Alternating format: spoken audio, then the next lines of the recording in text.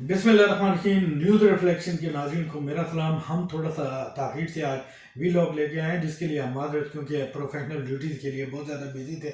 26वीं आइनी तरमीम जो है वो पास होने जा रही थी, उसके लिए मुख्तलिफ राब्ते चल रहे थे। उसके लिए दिन रात एक हुआ था, और हम ड्यूटी पे होने की वजह से तमाम जितने भी 26वीं आइनी तरमीम की मंजूरी के लिए मराइल हुए उसको विटनेस किया।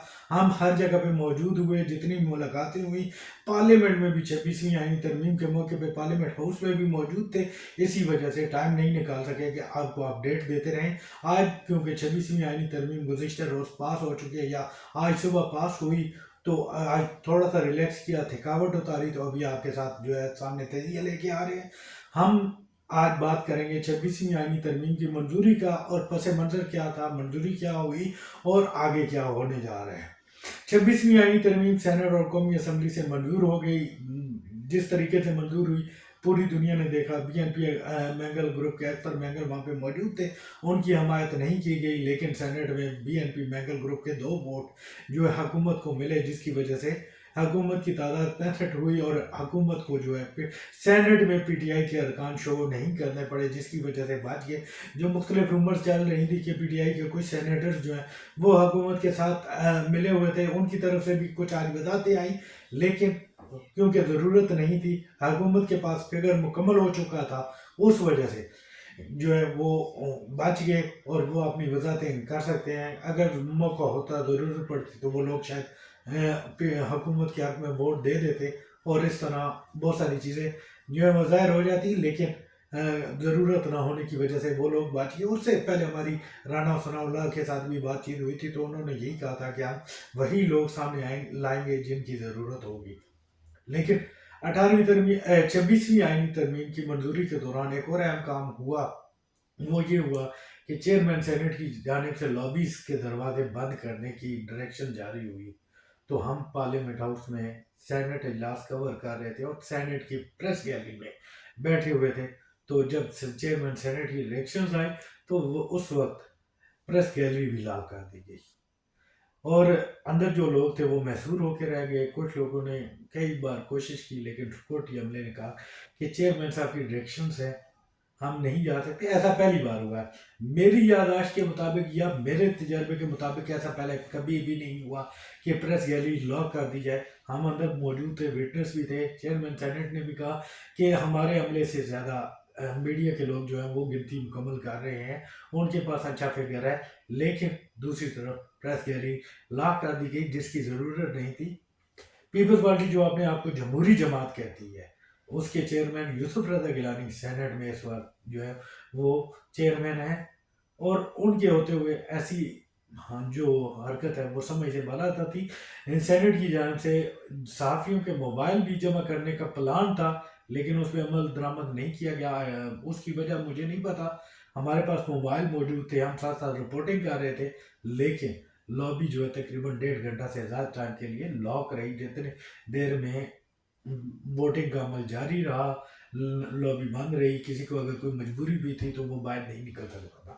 अब हम आते हैं 26वीं आईनी तरमीम की मंजूरी के बाद जो सबसे पहले वज़ीर आज़म का बयान आया, उसको हम आज बताते हैं। वज़ीर आज़म ने अपने बयान में कहा कि बहुत सारे ख़तरात मंडला रहे थे, वो इस तरमीम से ख़त्म हो गए, लेकिन उन्होंने ये वजाहत नहीं की कि कौन से ख़तरात थे। ख्वाजा आसिफ जो है वो कई बार इस बात का आज़ार तो कर चुके हैं कि जैसे मंसूर अली शाह जो है वो पीटीआई की तरफ से बोल रहे हैं, और पीटीआई की वजह से जो है वो उनको जो है चीफ जस्टिस बनने से रोका गया, जिसकी वजह से 26वीं आईनी तरमीम लाई गई, और मौलाना फजल रहमान ने 26वीं आईनी तरमीम की मंजूरी में हुकूमत का साथ दिया, जिसकी वजह से हुकूमत के पास बंदे पूरे हो गए। साथ ही मंसूर अली शाह का जो पीटीआई का केस था, जो मखसूस नशिस्तों का, उसमें पीटीआई की जानिब से प्ली न करने के बावजूद जो है वो सुनियतात कौंसल वाले गए कि हम ये लोग हमारे होंगे जो, और हमें जो है नुमाइंदगी दी जाए। लेकिन मंसूर अली शाह की जानिब से जो बेंच बना हुआ था, उस बेंच ने पीटीआई के हक में फैसला दिया, और बहुत ज़्यादा आगे जाके पीटीआई को फेवर दी, जो कि उनकी चीफ जस्टिस बनने की राह में रुकावट रहा। इसके अलावा बानी पीटीआई इमरान खान भी कई बार अब मीडिया टॉक्स में ये कह चुके थे कि जब नए चीफ जस्टिस आएंगे तो मुल्क में दोबारा इलेक्शन हो गया।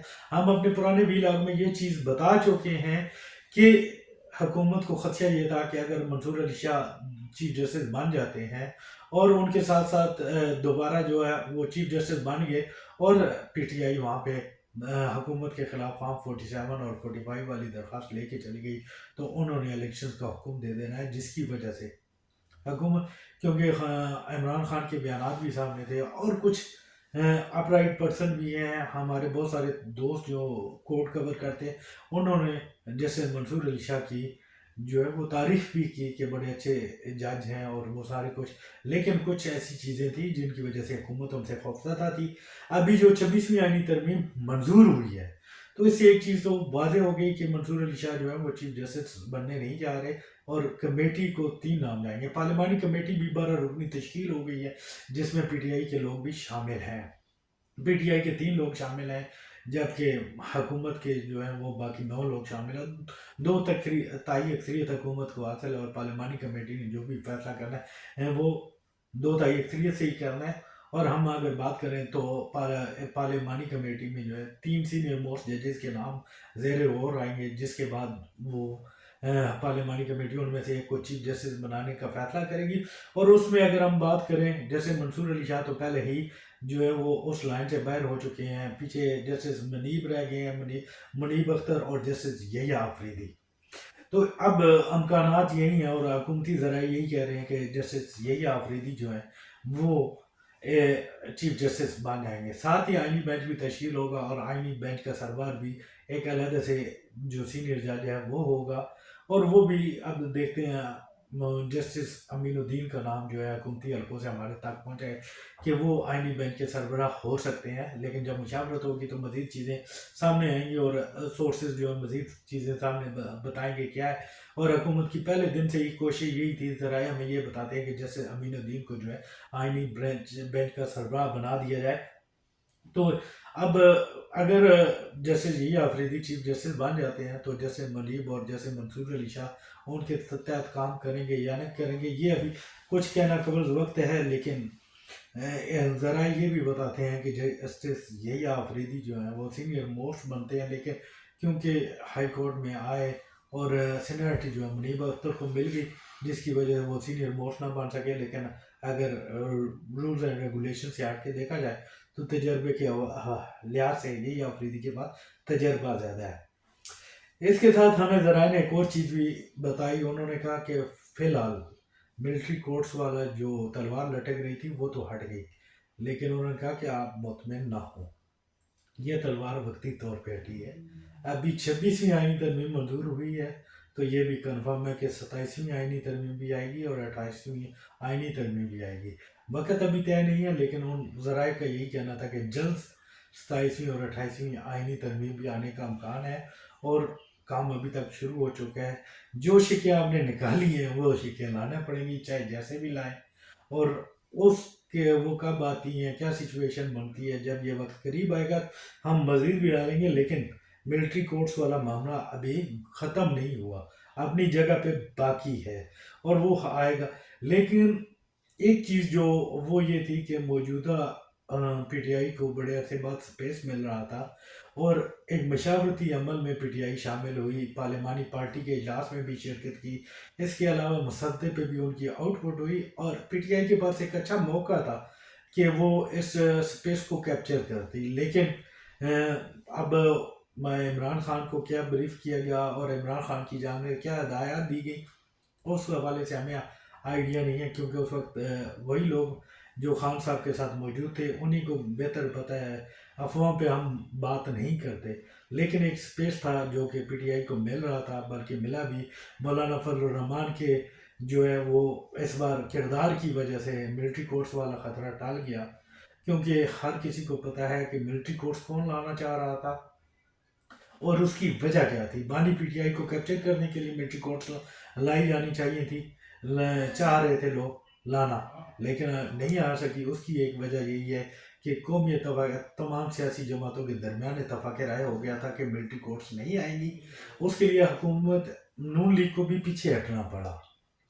کیونکہ مولانا فضل الرحمان کی جانب سے جب یہ مطالبہ آیا تو پیپلز پارٹی نے بھی ان کے مطالبے کی جو ہے وہ حمایت کی، جو ہمارے ذرائع نے ہمیں بتایا۔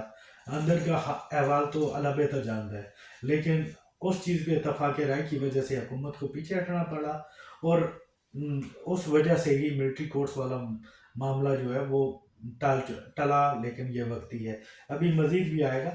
لیکن ججز کی تقرری میں اگر ہم دیکھیں تو پارلیمنٹ کا کردار بڑھ گیا ہے۔ 18ویں آئینی ترمیم میں بھی ہم نے دیکھا تھا کہ حکومت کی جو اس وقت پولیٹیکل جماعتیں تھیں وہ یہی چاہ رہی تھی، اور وہ اب چیز جو ہے وہ 19ویں آئینی ترمیم کی صورت میں ریورس ہوئی تھی، لیکن 26ویں آئینی ترمیم میں وہ چیزیں ختم کر کے جو ایڈ کی گئی تھی، اب دوبارہ 18ویں ترمیم والی سچویشن پیدا ہو گئی۔ یہاں پہ نیت پہ بات نہیں کریں گے، نیت جو بھی تھی، لیکن ایک چیز اچھی ہوئی کہ آئینی بینچ میں عوام کو بہت زیادہ فائدہ ہوگا، اور وہ فائدہ جو ہے اس صورت میں ہوگا کہ اب یہ نہیں ہوگا کہ حکومت کا یا کوئی بڑے کیسز ہیں وہ ہر وقت سپریم کورٹ کی نظر رہیں گے، اور غریبوں کے کیس جو ہے وہ سائڈ پہ رہیں گے۔ امید یہی کی جا رہی ہے کہ اس آئینی ترمیم کے بعد غریبوں کے کیس بھی سامنے آئیں گے، جو کئی سالوں سے بغیر سننے پڑے ہوئے ہیں، درخواستوں پہ درخواستیں دی جا رہی ہیں لیکن کوئی سنوائی نہیں ہو رہی تھی۔ امید یہ کی جا رہی ہے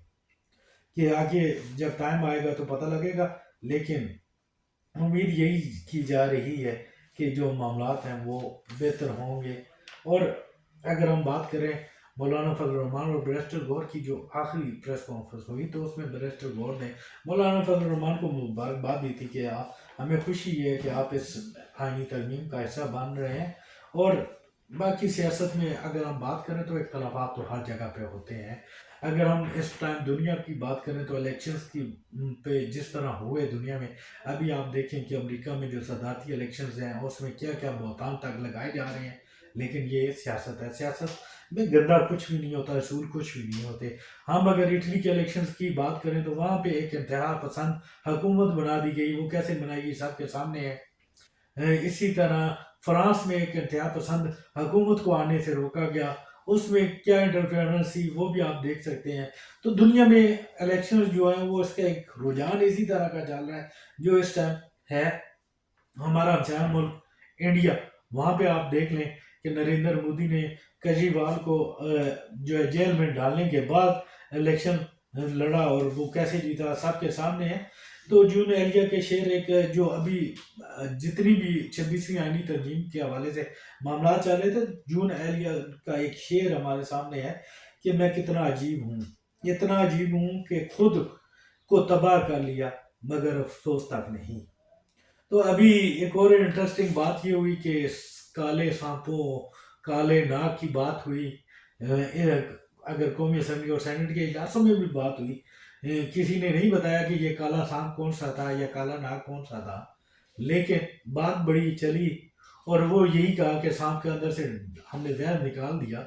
لیکن اب ہمیں تو یہی نظر آ رہا ہے، جو ذرائع بتا رہے ہیں کہ یہ زہر دوبارہ حاصل کرنے کی کوشش کی جا رہی ہے، یہ زہر وقتی ہے۔ تو وقتی زہر جو ہے وہ اپنی جگہ، لیکن ابھی دیکھنا یہ ایک اور جو سب سے اہم چیز، وہ الزام لگایا جا رہا تھا کہ پی ٹی آئی کے لوگوں کو اغوا کیا گیا، لیکن ابھی یہ چیزیں سامنے آئی ہیں، شیر افضل مروت کا بیان سامنے آیا کہ ہمارا کوئی بندہ اغوا نہیں کیا گیا تھا۔ اسی طرح آپ کو بتایا کہ سینیٹرز کی جو رائے ہے وہ بھی سامنے آ گئی۔ تو ابھی دیکھتے ہیں کہ کب تک جو ہے وہ نئی آئینی ترامیم آتی ہیں اور اس دوران کیا ہوتا ہے، لیکن بظاہر یہی لگ رہا ہے کہ حکومت اب انہیں 4 سال پورے کرے گی، وہ کس صورت میں کرے گی، کیسے کرے گی۔ ابھی آئینی ترمیم جو منظور نہیں ہوئی تو وزیر اعظم کے جانے کی بھی باتیں ہو رہی ہیں، ان ہاؤس تبدیلی کی بھی باتیں ہو رہی ہیں۔ مزید جب یہ چیزیں، ابھی تو صرف باتیں ہیں، جب مزید یہ انفارمیشن کو مضبوط ہوگی تو ہم مزید آپ کو اطلاع دیتے رہیں گے۔ اگر آپ کو ہمارا ویڈیو پسند آیا تو نیوز ریفلیکشن کو سبسکرائب کریں اور بیل کے آئیکن کو دبائیں تاکہ آپ کو ہماری اپڈیٹس بر وقت ملتی رہیں۔